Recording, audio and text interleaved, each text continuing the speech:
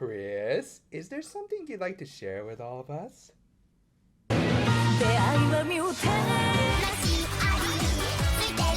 The cover featured a cute shot of Vivio along with her deuteragonist Einhard and their respective devices, Chris and Tio. And yeah, in case you're probably wondering, devices are the transformation trinkets of this world, and while all of them are sentient, Chris and Tio were the first devices to look more like your typical magical girl mascots, rather than a glass bead or a crystal that could talk in non-Japanese languages like English or German. In fact, these two couldn't talk at all and instead just relied on their movements and sign language to communicate, which honestly made them all the more endearing and easily my favorite devices in this whole franchise. And hey, who's to say my buddy here even really needs a moving mouth in order to say what he needs to? Isn't that right, dude?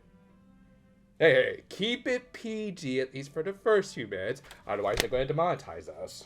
FYI, for this first volume, we're going to be using scanlations from someone named The Ron. Normally, we would do this stuff ourselves, but it's available, plus we're on a bit of a time crunch. Anyway, the manga proper opened with Vivio waking up really damn early to go out on her morning jog. Though, probably should say more half awake, as she only fully opened her eyes after she was a few blocks in. Later, she confirmed that Einhard has a similar routine with her dumbbells in the morning, and their friends rightfully point out that these two are kind of insane. A fun little intro to establish the dynamic between our four mains of this manga. Anyway, after her jog, Vivio returned to her two mamas. Yeah, again, Nanoha was Vivio's legal guardian, but since Fate was all but married to her, that also kind of made her a mother, which of course led to the age-old debate of which one was the favorite, especially when both kind of shared the same label. Also, yeah, this book is mostly drawn in the Yonkoma or 4-panel format, occasionally going into more traditional layouts here and there. And for these first two sets, they really push how Fate is a total helicopter parent, worrying about her daughter going to school every step of the way. It's funny because she had a horribly abusive mother, and now she's trying to cope with it by being the exact opposite with Vivio. So anyway, on her way to school, Vivio anticipated meeting her close friend Rio Wesley, and yes, her name is a reference to Ron Wesley. Feel free to launch your pointless little cancel J.K. Rowling campaigns. That said, I think Rio needs to lay off Hogwarts Legacy a little as she pulled an all-nighter on a school night. Vivio tried to convince her to take up healthier living habits, like perhaps joining her on her morning jog. Her 10-kilometer jog, that is. Yeah, just as a friendly little reminder, this girl is the second coming of Christ in this world. Anyway, they also ran into their other friend, Corona, this girl, who Chris gave quite the green to, or rather, it was Rio making him sound like a total perv. Come on, this little dude would never say stuff like that. Ain't that right, buddy? Chris? Anyway, seeing Vivio put her friend in a chokehold, Corona tried to break them up because she thought the dom and sub position should be reversed. So yeah, just from that, you can probably guess how this book became the blueprint for Neko Tofu's later original work, Onimai. As while most of the characters in this manga are in line with their source material counterparts, just a little exaggerated in areas, like with Soccer Bomb Fate, Rio and Corona were written a little differently. Rio always has been a bit of a goofball in her series, but here she's also a disorganized gamer and a bit of a ditz. Meanwhile, Corona, who really didn't have a lot of characteristics, at least around the time this manga was published, was now a Yuri fangirl who shipped her own friends. If any of that sounds familiar, then yes, these two are basically the prototypes for Asahi and Mio, the side character classmates of Onimai. Yeah, truth be told, I mostly want to talk about this book because I just find it interesting when creators are able to take derivatives of established characters and use them for their own works later. Plus, it is more fun to consider this canon. It was published by Kadokawa, and who's to say that she didn't look at her friends with some very rainbow-tinted glasses? The trio eventually ran to Einhard, whom Chris challenged to a fight, or at least Rio put him up to it, which she quickly realized after initially accepting it. Good thing she realized it was a trick, otherwise I think we all know who would have won. But yeah, they tried to comfort the girl who tried to fight the plushie by using an old proverb about a lion that will give its all even against a rabbit. To be fair, I think the rabbit would put up a much better fight than the dog. Anyway, they ended up racing to school, which Einhard participated in, forgetting that she's not only in a different class, but also a completely different grade, hence their uniforms not matching. Of course, Vivio covered for her multiple times, which set off Corona's Yuri sensors hard, and the chapter ended with everyone heading home, and Vivio enjoying at least a tamer version of her mama's argument. The second chapter focused on the girls having a little luncheon, and deciding to invite Einhard too. They tried to have Chris get her, but I guess they don't teach kids sign language these days, so Einhard misinterpreted signs as Vivio being in trouble. Fortunately, Rio was there to clear things up. Anyway, the chapter ended with Einhard seemingly leaving in embarrassment, but actually going to get her own lunch so that they could properly eat together. However, they just offered to share what they already had, and Vivio even personally fed her, along with Corona indirectly.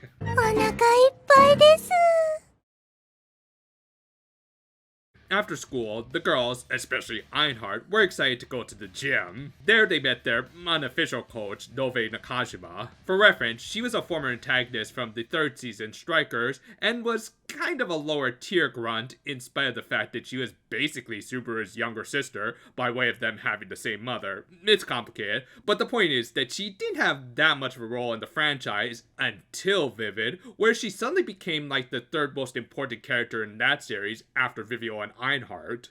It was honestly nice to see one who started off as a violent brute mellow out and become a good mentor to Vivio, and later Einhard giving Corona some three-way material. But yeah, she also explained how they first met in the series proper through a fight that Einhard challenged Nove to, which hilariously enough, everyone misinterpreted, including thinking they met through a game of Street Fighter. Though, to be fair, with the current meta and its imbalanced roster, it is kind of justified to be frustrated. With that, these girls of magic partook in the most important training that isn't chasing, but rather hand-to-hand combat. Like seriously, if you don't practice properly, this can happen, and while in most cases it would have been good to have a coach like Nove around, she wasn't needed for these girls who rather cruelly shoot her aside. I mean, if anything, she could have given Corona a few yellow cards for every time she got horny. And of course, she especially went off when Nove tried to have a private talk with Einhard, and Vivio got a little jealous. This is another little reminder, Neko Tofu also did a Madoka Doujinshi, so guess which character Nove took the most after? The next day, the girls did something actually magical at their school, with their assignment being to create some small golems. This is something Corona canonically specialized in, including being able to create a giant one that had a freaking rocket punch. Well, at least she's not firing off her own arm this time. Anyway, to avoid any questions of whether she wanted to be a god or the devil, Corona just created a miniature version of herself. Her friends quickly took a shine to it, with Vivio wanting to buy it, and Rio checking to make sure she got all the details right. Hey, she's just being a magical girl of culture. With that though, Rio tried her hand at creating her own chibi self, and well, she got the spirit right, I'd say. Anyway, I guess to test the quality of their creations, the teacher had them fight each other, which, yeah, I have to agree with Rio here. That's kind of cruel, and a rather impractical way of testing their creations, but whatever. Chibi Corona and Rio fought, and Scorpion wins. Flawless victory. Fatality. And speaking of Mortal Kombat, after Vivio ended up creating a golem copy of Chris, the OG challenged it to a fight. Yeah, I was not kidding when I was treating this bunny as a total bro throughout this review, because right here, in an official book, he pulls a total Gigachad move and challenged another dude who tried to put the moves on his lady. Come on, dude, give me a high five. Yeah! Sadly, their epic brawl was cut short due to outside interference. Naturally mistaking the golem for the real thing, Einhard tried to apologize to Vivio, only to learn about what they were doing. Figuring their senpai could teach them a thing or two, they asked her if she could make a golem, and she made something. But hey, if you turn it to a meme, maybe it would actually become even more valuable than the genuine article. They then tried to see if Einhard's strength carried over to her creation, and I'm starting to think this little goblin needs to be seriously nerfed. And the chapter ended with their teacher wondering who this random middle schooler was in the primary class, and Vivio came up with the perfect explanation. It's good for the kids if it's good for the adults. Much like another magical girl anime I just finished as I'm writing the script, this book got a beach, or rather water park episode, close enough. The girls all met over the weekend, with Rio seemingly having forgotten her swimsuit, but nope, she wore it as underwear. Gee, I wonder what the punchline to this chapter is going to be. Still, Einhard had a cute reaction with this being her first park of waters, and especially got excited for the lazy pool and how it flowed on its own. That is until, like most people, when she got in and realized it was packed as all hell, and there was literally nothing to do other than just lay back. Thus, Vivio decided to take her to the water slide, which Rio also wanted to get on, but the Yuri shipper wasn't into three-ways, though she did low-key approve of Rio/Vivi, or is it Vivi/Rio? Of course, Corona had to explain to her normie friend the concept of the Sime Uke, which Rio didn't get, but did hypothetically ask if she'd be into a ship between them, which she rejected, saying that she was totally hetero. Yeah, sure, girl, and this guy isn't the best drinking partner ever. Seriously, he can pack away the carrot juice. Meanwhile, Vivio and Einhard were stuck in the line to the slide, with the latter realizing that she might have spent a little too much time in the lazy river and needed to use the restroom, but also wanted to spend as much time with Vivio, which, yeah, who needs an extra kidney when you can see that smile? They eventually reached the slide, with Einhard going first and Vivio surprising her with a little push. And when she got to the bottom, she was relieved, in more ways than one. And so as to make sure Vivio didn't realize the water around her was a little warmer, she decided to practice a water cutting technique they did in the show. Kind of counterintuitive considering Einhard was still splashing Vivio with her water. Anyway, the chapter ended with the punchline we all saw coming miles away. The sixth chapter saw the girls in a cooking class with them making some curry. And since the home economics teacher had caught a case of this girl, a nun from their associated church was going to sub in. Vivio thought it was going to be one of Nove's sisters, who are also reformed antagonists from the third season, and it was, but it was Sane, the least popular in her books. Which is kind of funny when you realize Vivio and her share the same VA in Kaoru Mizuhashi. 私、高町ビビオ10歳。これでも帝王教会のシスターだぞ。 I guess some people just don't like to hear the sound of their own voice. Hold on a second. Hello?